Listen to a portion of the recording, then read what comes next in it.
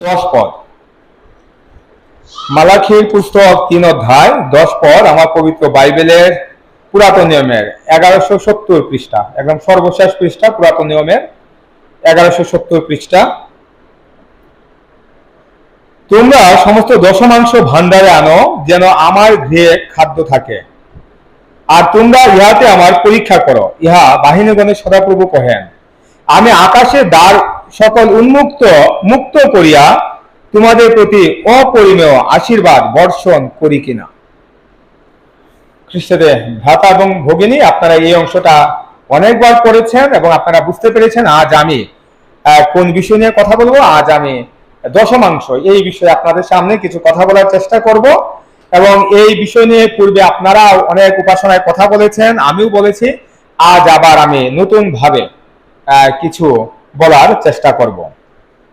দশমাংশের ইংরেজি হলো টাইথ, যার অর্থ হলো 1/10 of annual production or earnings, অর্থাৎ আমরা এক বছরে যা উৎপাদন করি অথবা যা আয় করি তার 10 ভাগের 1 ভাগ হলো দশমাংশ।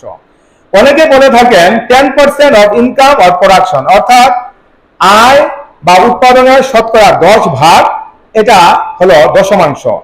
দশমাংশ শব্দটি এসেছে হিব্রু শব্দ মাসের এবং গ্রিক শব্দ ডিকেট থেকে, যাদের অর্থ হলো 1/10, এ 10th পার্ট। যে অংশ পাঠ করা হয়েছে সেখানে মালাখি ভাববাদী দশমাংশ ও উপহার এই দুইটি শব্দ তিনি ব্যবহার করেছেন। আমরা যদি 7 পদ থেকে আমরা দেখি তাহলে দেখব যে তিনি এখানে দশমাংশ এবং উপহার এই দুইটি শব্দ ব্যবহার করেছেন। উপহার শব্দটি এসেছে হিব্রু শব্দ মিনকা এবং গ্রিক শব্দ প্রসপরা থেকে। মিনকা শব্দ অর্থ হলো একটি স্মরণীয় উপহার, মেমোরেবল অফারিং, এবং প্রসপরা এই শব্দ অর্থ হলো উপহার অথবা বলিদান, অ্যান অফারিং অথবা এ স্যাক্রিফাইস। মালাখি ভাববাদী তার লেখায় দশমাংশের ক্ষেত্রে হিব্রু শব্দ মাসে ব্যবহার করেছেন, কিন্তু তিনি উপহারের ক্ষেত্রে হিব্রু শব্দ টেরুমা ব্যবহার করেছেন। এই টেরুমা শব্দের অর্থ হলো পবিত্র উদ্দেশ্যে কোনো দান ব্যবহার করা, অর্থাৎ a contribution to be used for sacred purpose. দশমাংশের ক্ষেত্রে একটি গাণিতিক হিসাব রয়েছে, অর্থাৎ আমাদেরকে 10 ভাগের 1 ভাগ প্রদান করতে হয়, কিন্তু উপহারের ক্ষেত্রে তেমন কোনো গাণিতিক হিসাব নেই। আমাদের যতটুকু ইচ্ছা আমরা ঠিক ততটুকুই আমরা দান করতে পারি বা উপহার হিসাবে পিতা ঈশ্বরের গৃহে আমরা আনতে পারি। আমরা জানি যে পৃথিবীতে আব্রাহামিক ধর্ম রয়েছে 3টি, খ্রিস্টান, ইহুদি এবং ইসলাম ধর্ম। এই 3টি ধর্মে এই দশমাংশ দেওয়ার বিধান রয়েছে। খ্রিস্টান ধর্মে যারা প্রতিষ্ঠান রয়েছে তারা তো অবশ্যই দিয়ে থাকে, যারা ক্যাথলিক রয়েছে তারাও দিয়ে থাকে, তবে বিভিন্ন ক্যাথলিক মন্ডলীগুলোতে বিভিন্ন ভাবে দশমাংশগুলো সংগ্রহ করা হয়। অনেক মন্ডলীতে দেখা যায় শতকরা 5 ভাগ তারা মন্ডলীর কাজে ব্যবহার করার জন্য সংগ্রহ করে এবং বাকি 5 ভাগ তারা দরিদ্রদেরকে দান করার জন্য তারা সংগ্রহ করে।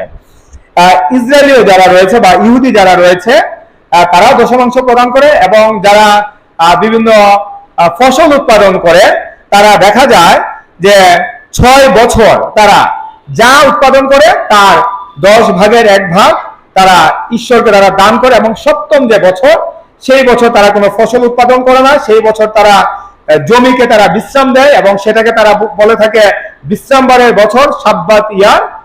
এবং এই 6 বছর তারা যা উৎপাদন করে তা তারা ঈশ্বরকে দিয়ে থাকে দশমাংশ হিসাবে। আর ইসলাম ধর্মে তারা যা আয় করে বা তাদের যে সম্পদ রয়েছে তার তারা 40 ভাগের 1 ভাগ, অর্থাৎ শতকরা 2.5 ভাগ তারা দিয়ে থাকে এবং তারা সেটাকে বলে থাকে যাকাত। আমরা অনেকে মনে করি যে দশমাংশ বলতে সাধারণত টাকা পয়সাকে বোঝায়, কিন্তু পবিত্র বাইবেল অনুযায়ী দশমাংশ বলতে শুধু টাকা পয়সা 10 ভাগের 1 ভাগকে বোঝায় না, বরং আমাদের যা কিছু আছে, আমাদের যে সকল দ্রব্য উৎপাদিত হয়, আমাদের যে সকল পশু রয়েছে, সেই সকলে 10 ভাগের 1 ভাগ ঈশ্বরকে প্রদান করতে হবে, এবং সেটাই হলো দশমাংশ। আমরা কেন দশমাংশ দিব? আমরা দশমাংশ দিব কেননা এটা হলো ঈশ্বরের আদেশ। ঈশ্বর আমাদেরকে আদেশ দিয়েছে দশমাংশ দেওয়ার জন্য। আমরা যদি লেভিয়ের পুস্তক দেখি 27 অধ্যায় 30 পদ, যিশুর জন্মের প্রায় 2000 বছর পূর্বে যিশু সেই মসির কাছে তিনি এই আদেশ তিনি দিয়েছিলেন যেন লোকেরা দশমাংশ দেয়। গণনা পুস্তক 18 অধ্যায় 21 পদ ও 26 পদ, দ্বিতীয় বিবরণ 14 অধ্যায় 22 থেকে 29 পদের মধ্যেও আমরা দেখতে পাই যে যিশু তিনি আদেশ দিয়েছেন যেন দশমাংশ লোকেরা দেয়। এবং আমরা দেখতে পাই যে যিশু মসিকে সে আদেশ দেওয়ার তারও আরো 500 বছর আগে এই দশমাংশ দেওয়ার যে রীতি তা প্রচলিত হয়েছিল। আমরা আদি পুস্তক 14 অধ্যায় 17 থেকে 20 পদে আমরা দেখতে পাই যে প্রথম যে দশমাংশ তা দিয়েছিলেন আব্রাহাম। যখন তার ভাইয়ের ছেলে লোত যুদ্ধে হেরে যায় এবং দস্যুরা তাকে বন্দী করে নিয়ে যায়, তখন তিনি 318 জন প্রশিক্ষণপ্রাপ্ত দাসকে নিয়ে যান এবং শত্রুদেরকে আক্রমণ করেন এবং লোত সহ অন্যান্য সম্পদ তিনি উদ্ধার করে নিয়ে আসেন। তখন তিনি সেই সম্পদের 10 ভাগের 1 ভাগ তিনি শালোমের রাজা মলকিসেদককে তিনি দেন। এই মলকিসেদক তিনি ছিলেন শালোমের রাজা। এই শালোম কথার অর্থ হলো শান্তি, অর্থাৎ এই মলকিসেদক তিনি ছিলেন শান্তিরাজ। এবং যারা বাইবেল বিশ্লেষক রয়েছেন তারা বলে থাকেন এই মলকিসেদকই ছিলেন প্রভু যীশু খ্রিস্ট। এবং আপনারা যদি ইব্রিয় 7 অধ্যায় পড়েন তাহলে সেখানে সুস্পষ্টভাবে লেখা রয়েছে এই মলকিসেদকই ছিলেন প্রভু যীশু খ্রিস্ট। অর্থাৎ সেদিন আব্রাহাম মলকিসেদককে অর্থাৎ যিশুকে অর্থাৎ শান্তিরাজকে দ্য কিং অফ পিসকে তিনি সেই দশমাংশ দিয়েছিলেন।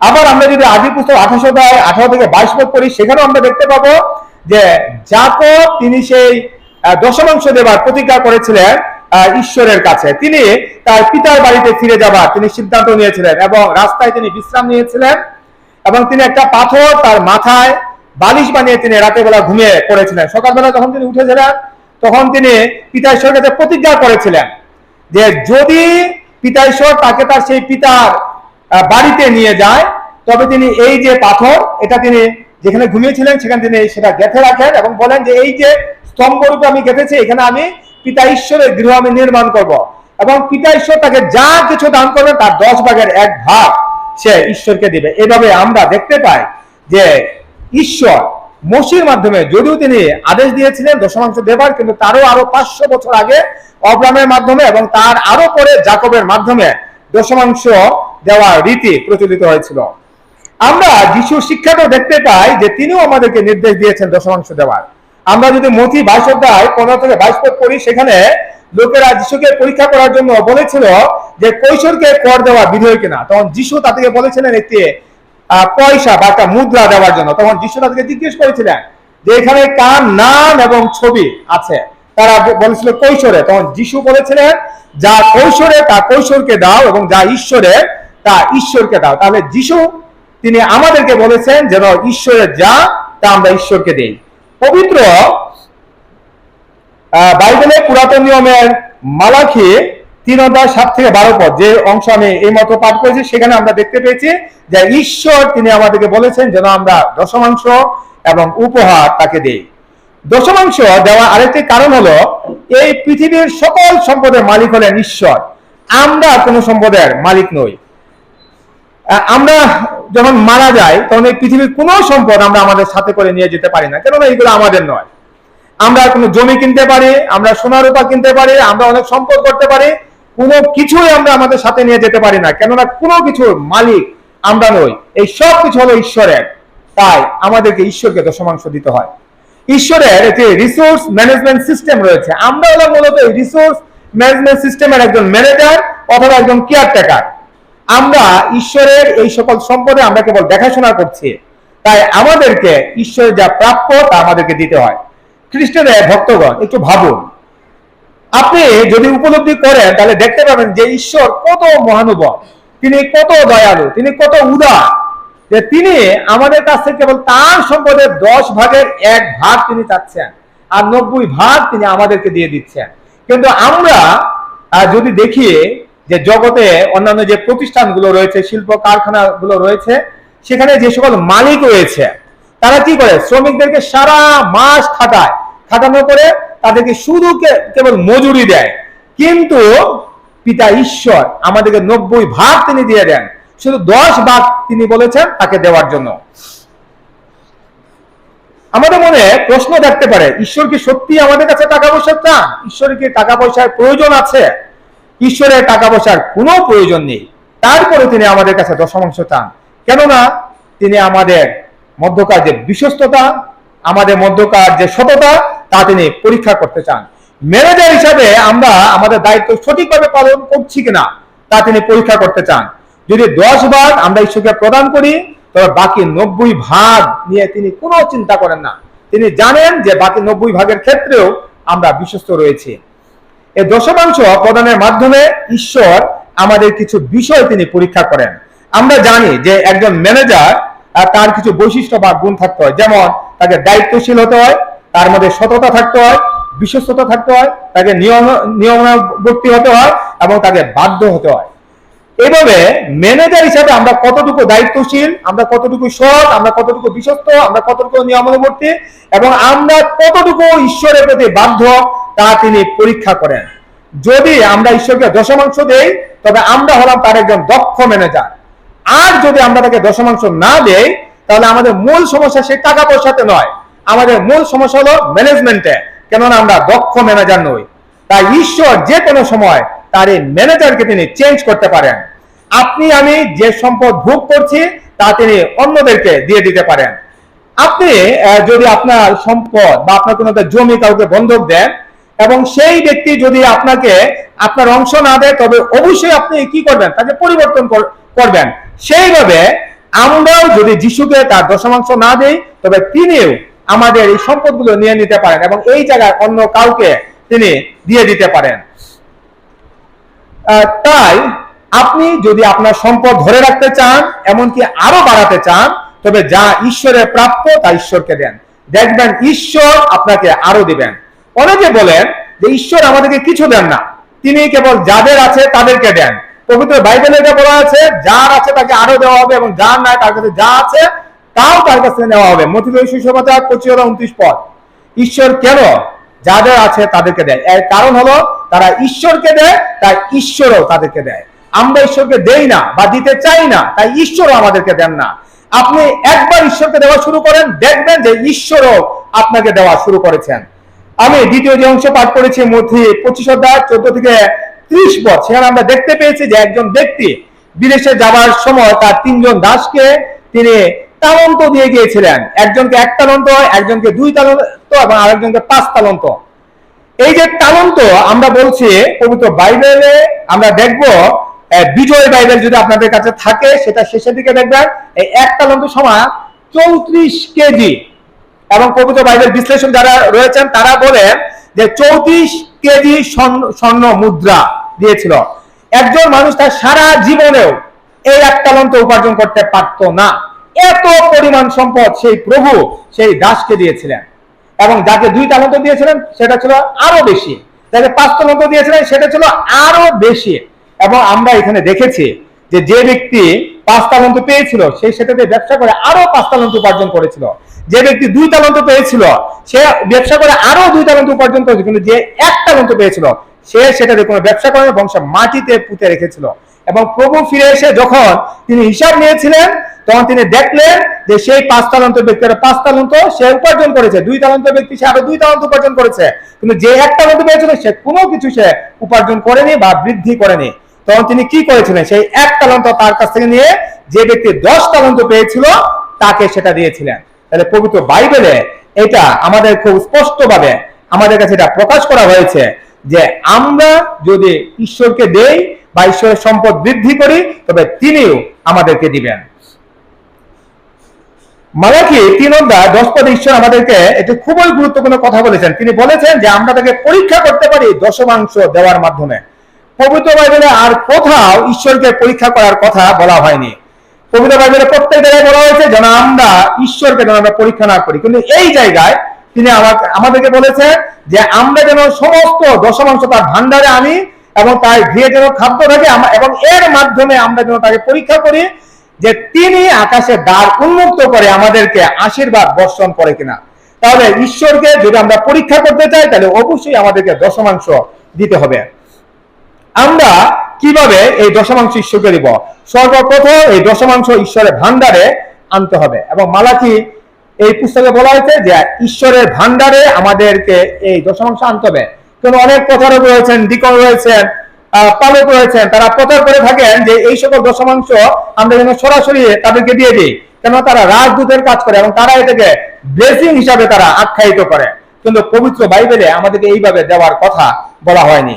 অনেক মন্ডলী রয়েছে, সেখানে দেখবেন যে দশমাংশ সংগ্রহ করার জন্য দশমাংশের দান বাক্স থাকে, এবং সেই সকল মন্ডলীর সদস্যরা তারা যখনই বেতন পায় তার 10 ভাগের 1 ভাগ, বা যখনই তারা কোনো কিছু আয় করে তার 10 ভাগের 1 ভাগ তারা আলাদা করে রাখে, এবং তারা সেই সাপ্তাহিক উপাসনায় নিয়ে আসে এবং সেই দশমাংশের দান বাক্সে তারা রাখে। অনেক মন্ডলীতে মুষ্টি চাল সংগ্রহ করে তারা নিয়ে আসে। অনেক মন্ডলীর লোকেরা তারা অগ্নি মাংস দেয়, তারা তাদের ফসলের একটা অংশ নিয়ে আসে। কোনো পশু হলে সেই পশুর বাচ্চা জন্ম হলে সেটা তারা নিয়ে আসে। এভাবে বিভিন্ন মন্ডলীতে দশমাংশ বা উপহার সংগ্রহের বিভিন্ন বিধিবিধান কার্যকর রয়েছে। আবার অনেক মন্ডলীতে এগুলো নেই। যে সকল মন্ডলীতে এই ধরনের কোনো সিস্টেম নেই, সেই সকল মন্ডলী আর্থিকভাবে অনেকটা উজ্জীবিত হতে পারে না, এবং সেই সকল মন্ডলীর ভান্ডার পরিপূর্ণ থাকে না। অনেকে বলে থাকেন যে কোন মন্ডলীতে আমি আমার দশমাংশ দিব। আমরা জানি যে বর্তমানে চাকরির কারণে অনেকে তার নিজ মন্ডলীতে অবস্থান করতে পারেন না, তারা অন্য জেলায় অবস্থান করেন এবং অন্য মন্ডলীতে যান। তাদের মধ্যে একটা প্রশ্ন যে কোন মন্ডলীতে দিব, আমার মাতৃমন্ডলীতে দিব নাকি আমি যে মন্ডলীতে আমি যাই সেই মন্ডলীতে দিব। এই ক্ষেত্রে প্রবক্তাদের দুইটা ভাগ রয়েছে। এক পক্ষ মনে করেন যে মাতৃমন্ডলীতে দশমাংশ দিতে হবে, কেননা তা না দিলে মাতৃমন্ডলী অনেকটা আর্থিকভাবে দুর্বল হয়ে যাবে। আবার আরেক পক্ষ মনে করেন যে মন্ডলীতে আপনি আত্মিক খাবার গ্রহণ করবেন সেই মন্ডলীতে আপনাকে দশমাংশ দিতে হবে। তবে এটা ঠিক যে আপনাকে অবশ্যই দশমাংশ দিতে হবে, হোক সেটা আপনার মাতৃমন্ডলী অথবা আপনি অন্য যে মন্ডলীতে যান সেই মন্ডলী। আমি আমার ক্ষুদ্র জ্ঞানে বলতে চাই, প্রথমত আপনি আপনার নিজ মন্ডলীতে অর্থাৎ সেই মাতৃমন্ডলীতে আপনি দশমাংশ দিন। কিন্তু আপনি যদি দেখেন আপনি যে মন্ডলীতে যাচ্ছেন সেই মন্ডলী দরিদ্র এবং সেই মন্ডলী তাদের কোনো মান্ডলিক কাজ করবে, তাহলে আপনি আপনার দশমাংশ সেই মন্ডলীতে দেন। সব থেকে বড় কথা হলো আপনাকে দশমাংশ দিতেই হবে, সেটা আপনি যে মন্ডলীতে দেন। আর আপনি যে মন্ডলীতে দশমাংশ দেন না কেন সেটা ঈশ্বর পাবে, কেননা প্রতিটি মন্ডলী হলো ঈশ্বরের। ঈশ্বর হলেন প্রতিটি মন্ডলীর মস্তক। তাই আপনি যেখানেই দিবেন, যে মন্ডলীতেই দিবেন, সেই প্রত্যেকটা দশমাংশের অংশই ঈশ্বর পাবেন।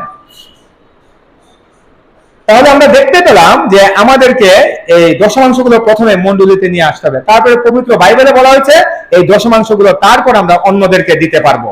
দ্বিতীয় বিবরণ 14:28 থেকে 29 পদ এবং প্রথম করিন্থীয় 9:13-14 পদ যদি আমরা পড়ি, সেখানে লেখা রয়েছে যে আমরা এই দশমাংশের অংশগুলো আমরা লেবীয় অথবা যাজক বা যারা পালক, ডিকন, সুসমাচার প্রচারক, বিদেশি, পিতৃহীন অথবা এতিম এবং বিধবাদেরকে আমরা দিতে পারবো। পবিত্র বাইবেল বলে যারা দশমাংশ গ্রহণ করবে তাদেরকে দশমাংশ দিতে হবে। গণনা পুস্তক 18:25-26 পদে লেখা রয়েছে, আর সদাপ্রভু মোশেকে কইলেন, আবার তুমি লেবীয় দিগকে কহিবে, তাহাদিগকে বলিবে, আমি তোমাদের অধিকারার্থে ইসরায়েল সন্তানগণ হইতে যে দশমাংশ তোমাদেরকে দিলাম, তাহা যখন তোমরা তাহাদের হইতে গ্রহণ করিবে, তৎকালে তোমরা সদাপ্রভুর জন্য উত্তোলনীয় উপহার রূপে সেই দশমাংশ নিবেদন করিবে। তাহলে এখানে এটা স্পষ্ট, যারা দশমাংশ গ্রহণ করবে তাদেরকেও সেই দশমাংশ দিতে হবে।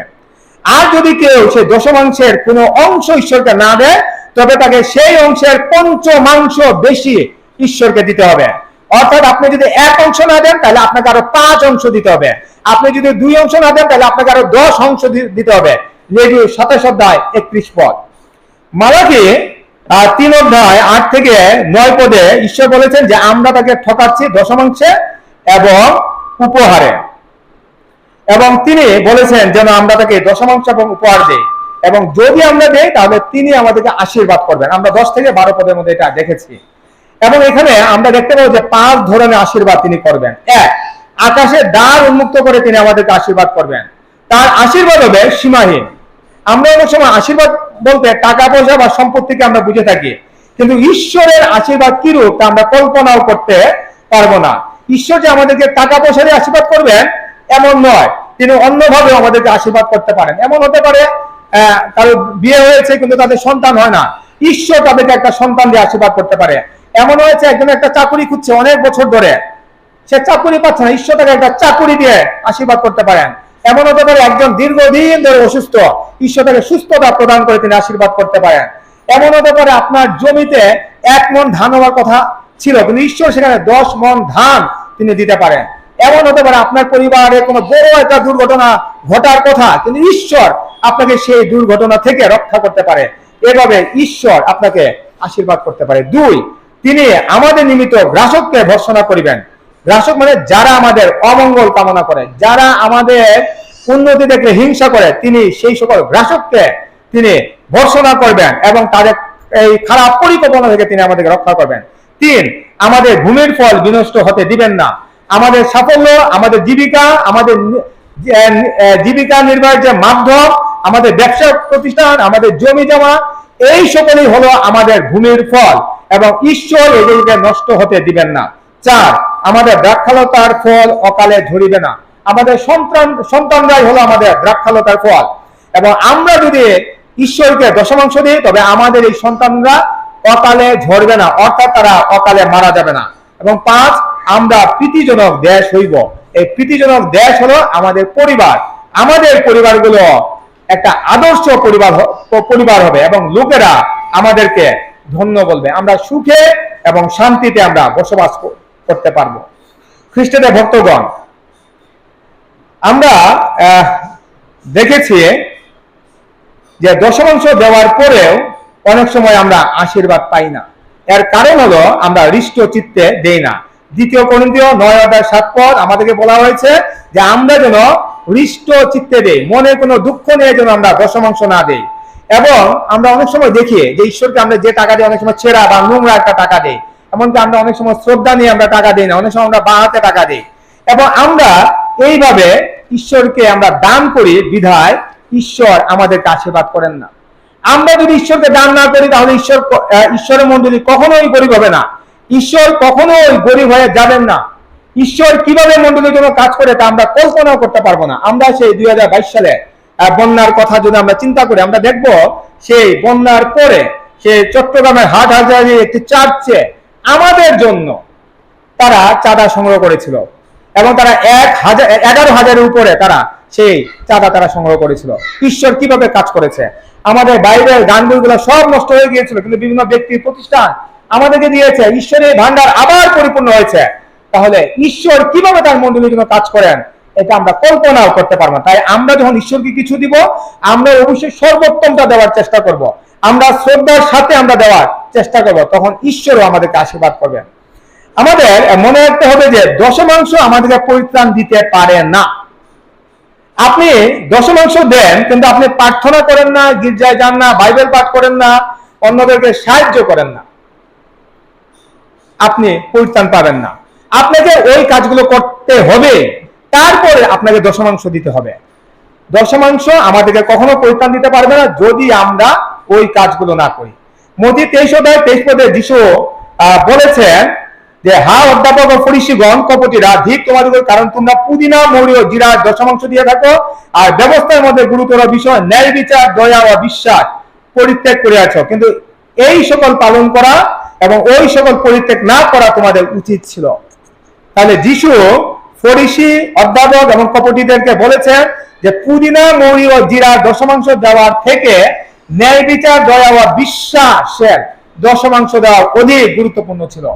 তাই আমাদেরকে এই দশমাংশ দেওয়ার আগে আমাদের মধ্যে অবশ্যই ন্যায় বিচার থাকতে হবে, দয়া থাকতে হবে, ভালোবাসা থাকতে হবে, সত্যবাদিতা থাকতে হবে, পরোপকারিতা থাকতে হবে, যিশুর প্রতি আমাদের বিশ্বাস থাকতে হবে। তবে দশমাংশ দেওয়ার পর আমরা ঈশ্বরের আশীর্বাদ আমাদের জীবনে লাভ করতে পারবো। যিশু আমাদেরকে দশমাংশ দেওয়ার শিক্ষা দেননি, বরং তিনি আমাদেরকে সবকিছু ঈশ্বরকে দেওয়ার বা ওদেরকে দান করার শিক্ষা দিয়েছেন। আমরা দেখেছি যে সেই বিধবা মহিলা সে একটা পয়সা দিয়েছিল, কিন্তু যিশু বলেছেন যে সে তার সর্বস্ব দিয়েছে এবং সে সব থেকে বেশি দিয়েছে, কেননা সে 100% সে দান করেছিল। এটাই ছিল তার শেষ সম্ভব, তার শেষ অবলম্বন। সে 100% দিয়েছিল এবং যিশু বলেছেন সেই সর্বোচ্চ দিয়েছে, আর অন্যরা তাদের অনেক সম্পদ থেকে একটু অংশ তারা দিয়েছে। আমরা আদি মণ্ডলীতে দেখতে পেয়েছি যে শিষ্যরা সবকিছু বিক্রি করে তারা সেই সাধারণ তহবিলে তারা রাখতো এবং তাদের যখন যার যা প্রয়োজন হতো তা তারা সেখান থেকে নিয়ে নিত। আমরা যদি মার্ক 10:17-25 পদ পড়ি, সেখানে আমরা দেখবো যে একজন ধনী ব্যক্তি যিশুকে জিজ্ঞেস করেছিলেন যে সে অনন্ত জীবন পাওয়ার জন্য কি করা উচিত, তখন যিশু বলেছিলেন সেই আজ্ঞাগুলো পালন করতে হবে, সে বলেছে যে ছোটবেলা থেকে আমি এগুলো পালন করছি। যিশু বলেন আর একটা কাজ বাকি আছে, সেটা হলো তোমার যত সম্পদ আছে সব বিক্রি করে দরিদ্রদেরকে দান করো। তখন সেই ধনী ব্যক্তিটা মনে কষ্ট নিয়ে সে চলে গিয়েছিল, কেননা তার অনেক সম্পত্তি ছিল। তাহলে যিশু বলেছেন যে আমাদের সবকিছু আমাদের দান করতে হবে। খ্রিস্টে ভক্তগণ, পবিত্র বাইবেলে ধন সম্পদ অর্জন করতে আমাদেরকে নিষেধ করা হয়নি, বরং ধন সম্পত্তি বৃদ্ধি করার কথা বলা হয়েছে। মতি 25:14-30 পদ আমরা দেখেছি, যে লোকটা 5 তালন্ত থেকে আরো 5 তালন্ত বৃদ্ধি করেছিল, তাকে সেই মালিক আরো 1 তালন্ত দিয়েছিল। পবিত্র বাইবেলে এটাও বলা হয়েছে যে আমরা যেন সন্তানদের জন্য আমাদের সম্পদ আহরণ করি। কিন্তু এই ধন সম্পদ তখনই আমাদের জীবনে ধ্বংস নিয়ে আসে যখন আমরা সেটা ঈশ্বরের কাজে ব্যয় করি না, আমরা অন্যদেরকে সাহায্য করার জন্য আমরা ব্যয় করি না। আমরা অনেক সময় ভাবি এই সম্পদ আমি আমার যোগ্যতা অর্জন করেছি, আমার মেধায় অর্জন করেছি। যখন আমরা এসব ভাবি তখন ঈশ্বর আমাদের প্রতি বিরক্ত হন, আমাদের কাছ থেকে তিনি তার মুখ ফিরিয়ে নেন। কেননা এই সকল সম্পদের মালিক আমরা নই, ঈশ্বর এই সকল সম্পদের মালিক এবং তিনি আমাদেরকে এইগুলো দিয়েছেন। এমন হতে পারে যে আপনার 1000 টাকা ছিল, এটা থেকে আপনি বাড়িয়ে 10,000 করেছেন, 1 লাখ করেছেন, বা তার থেকে আরো বেশি কিছু করেছেন। আপনি বলতে পারেন আমি আমার মেধা দিয়ে, আমি আমার পরিশ্রম দিয়ে এটা অর্জন করেছি, কিন্তু না, ঈশ্বর এটা দিয়েছেন। এটা ঈশ্বরের আশীর্বাদ। আপনি যখন কাজ করেন তখন ঈশ্বর আপনাকে কাজ করার শক্তি দেন, আপনি যখন হাঁটেন তখন ঈশ্বর আপনাকে হাঁটার শক্তি দেন, আপনি যখন কথা বলেন তখন ঈশ্বর আপনাকে কথা বলার শক্তি দেন, আপনাকে দেখার শক্তি দেন। যখন আপনি কোনো কিছু অর্জন করেন তখন বুঝতে হবে এটা ঈশ্বরের কাজ, এটা আপনার জন্য ঈশ্বরের আশীর্বাদ, এর জন্য ঈশ্বরকে ধন্যবাদ দিতে হবে। খ্রিস্টদের ভক্তগণ, সেই মালাখির পুস্তকে ঈশ্বর যে দশমাংশ দেবার কথা বলেছেন, আমরা যদিও ভাবছি এটা টাকা পয়সা, কিন্তু বাইবেল বিশ্লেষক যারা রয়েছেন তারা বলছেন না, এটা হলো আমাদের জীবনের দশমাংশ, আমাদের প্রতিদিনের দশমাংশ, আমাদের 24 ঘন্টার দশমাংশ, 2 ঘন্টা 40 মিনিট ঈশ্বরকে দিতেই হবে। এবং ঈশ্বর আমাদের কাছে এই দশমাংশ চান, তিনি আমাদের সাথে সময় কাটাতে চান এবং তিনি একদম অধীর আগ্রহে তিনি বসে থাকেন আমাদের সাথে সময় কাটানোর জন্য। খ্রিস্টদের ভক্তগণ, আমরা দেখেছি যে এই দশমাংশ দিলে আমরা পরিত্রাণ পাবো না। আবার পবিত্র বাইবেলে এটাও বলা হয়েছে আমাদের সম্পদ আমাদেরকে পরিত্রাণ দিতে পারবে না। আমরা পবিত্র বাইবেলে দেখেছি সেই ধনী ব্যক্তি এবং লাজারের কাহিনীতে, সেই ধনী ব্যক্তি সে নরকে গিয়েছিল আর লাজার গিয়েছিল স্বর্গে। ধনী ব্যক্তি সবকিছু ছিল, তার সম্পদের কোনো কমতি ছিল না, তারপরেও সে স্বর্গে যেতে পারেনি, কেননা এই সম্পদ আমাদেরকে কখনোই পরিত্রাণ দিতে পারে না। তাই আসুন, যা ঈশ্বরের তা আমরা ঈশ্বরকে দেই, এবং ঈশ্বর যে প্রতিজ্ঞা করেছেন আকাশের দ্বার উন্মুক্ত করে তিনি আমাদের আশীর্বাদ করবেন, সেই আশীর্বাদ আমরা আমাদের ব্যক্তিগত জীবনে, আমাদের পারিবারিক জীবনে, আমাদের মানবিক জীবনে এবং আমাদের সামাজিক জীবনে আমরা প্রত্যেকে লাভ করি। ঈশ্বর তার নিজ বাক্যে আমাদেরকে প্রচুর আশীর্বাদ দান করুন। আমেন।